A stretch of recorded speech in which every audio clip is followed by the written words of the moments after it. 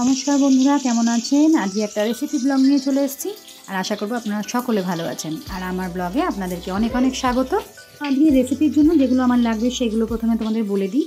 তো এখানে কতগুলো ভেজিস নিয়ে নিয়েছি আমি। সেই ভেজিসগুলো জলের মধ্যে অল্প নুন দিয়ে হাফ বয়েল করে নেবো। আর পনিরটাকে নিজের মতন একটা শেপ দিয়ে কেটে নেবো এবং অল্প তেলের মধ্যে ঘি দিয়ে ফ্রাই করে নেবো। ঘিটা আমি যখন প্রথমে দিয়েছিলাম সেটা আমি দেখাতে ভুলে গেছি। আর এখানে দেখো পনিরগুলো ফ্রাই করার পরে উষ্ণ নুন জলের মধ্যে এটা আমি ভিজিয়ে রেখেছি। এটা কেন করছি সেটা আমি পরে বলছি। আর কথা বলতে বলতে দেখো আমার এদিকে কিন্তু ভেজিসগুলো তোমার সিদ্ধ হয়ে গেছে। আর জল ঝরিয়ে এটা আমি ওই পনির যেটাতে ভেজেছিলাম তার মধ্যে এটাকে হালকা করে একটুখানি তেলে নিচ্ছি।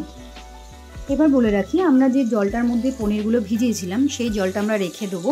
ওটা আমাদের পরে মশলার কাজে ব্যবহার হয়ে যাবে। আর আমরা এরপরে বাকি যে ইনগ্রিডিয়েন্টসগুলো দেবো সেগুলো একে একে আপনাদের কাছে শেয়ার করছি। এখানে দেখুন মাখানা নিয়ে নিয়েছি। মাখানাটাকে আমি ওই তেলের মধ্যে আর ঘিয়ের মধ্যে হালকা করে ভেজে ভালো করে তুলে রাখবো। আর পনিরগুলো জলে দেওয়ার ফলে খুব সফট থাকবে। অনেক সময় দেখবেন শক্ত হয়ে যায়, সেটা আর হবে না। তো ঠিক আছে, এখানে আমি মাখানাগুলো ঠান্ডা হয়ে যাওয়ার পরে দুটো কাঁচা লঙ্কা এবং কাঁচা পনির, অর্থাৎ ভাজার অবস্থায় নয়, সেটা ভালো করে দিয়ে মিক্সিতে ভালো করে পেস্ট করে নিয়েছি। এরপরে আমরা যে তেলটা রয়েছে কড়াইয়ের মধ্যে তার মধ্যে আরও একটুখানি ঘি দেবো। ঘিটা গলে গেলে আমরা এর মধ্যে ফোড়ন দিয়ে দেবো। ফোড়ন দেওয়ার জন্য আমি এখানে ব্যবহার করেছি তেজপাতা, লবঙ্গ, দালচিনি এবং ছোটো এলাচ। লবঙ্গটা কম দেবেন, কারণ লবঙ্গটা মুখে গেলে খুবই খেতে বাজে লাগে। তো এখানে ঘিয়ের মধ্যে আমি ভালো করে ফোড়নটা এপাশ ওপাশ করে একটুখানি নাড়িয়ে নেবো, হালকা ভেজে নেব। তারপরে মিক্সিতে যে আমি পেস্টটা করে রেখেছিলাম, অর্থাৎ যে মাখানার পেস্টটা ছিল, সেটা দিয়ে আমি ভালো করে কষে নেব। এই রেসিপিটা তৈরি করতে আমি যে সবজিগুলো নিয়েছি সেগুলো হচ্ছে তোমার গাজর, কড়াইশুঁটি, বিনস এবং লাল আলু। আপনার কাছে যদি এছাড়া আরও সবজি থাকে সেগুলো আপনারা অ্যাড করতে পারেন। তো আমার এই সবজিগুলো ছিল, আমি এগুলো অ্যাড করেছি। যাই হোক, তো এখানে দেখো আমি কিন্তু পনিরগুলো কিন্তু তুলে নিয়েছি জল থেকে।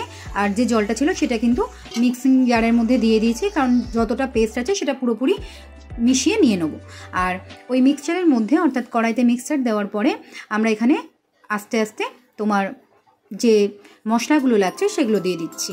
যেমন প্রথমেই দিয়েছি তোমার হলুদ, লঙ্কা গুঁড়ো, এছাড়া দিয়েছি তোমার অল্প ধনে গুঁড়ো এবং জিরে গুঁড়ো। এটা দিয়ে আমরা ভালো করে মশলাটা দিয়ে ভালো করে কষিয়ে নেবো পেস্টটাকে। যদি আপনারা এই রেসিপিটা একটুখানি কালারিং করতে চান তাহলে কাশ্মীরি লঙ্কার গুঁড়ো দিতে পারেন, বাট আমি এটাতে কোনো রকম কাশ্মীরি লঙ্কার গুঁড়ো দেবো না, কারণ এটা একটু হলদেটে ওই সাদা ভাব মতন থাকলে দেখতে ভালো লাগবে আর মানে একটু ক্রিমি টেক্সচার লাগবে। সেই জন্য আমি কাশ্মীরি লঙ্কার গুঁড়োটা অ্যাভয়েড করেছি।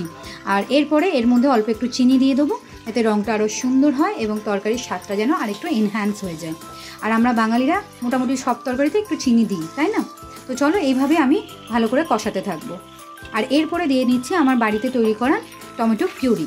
এটা আমি বোতলের মধ্যে রেখেছিলাম, প্রিজার্ভ করে রেখেছিলাম এবং সেটা ইউজ করছি। পরে অন্য সময় এটার একটা ভিডিও দেবো কীভাবে এটা প্রিজার্ভ করা যায়। যাই হোক, এইভাবে আমি করতে থাকবো।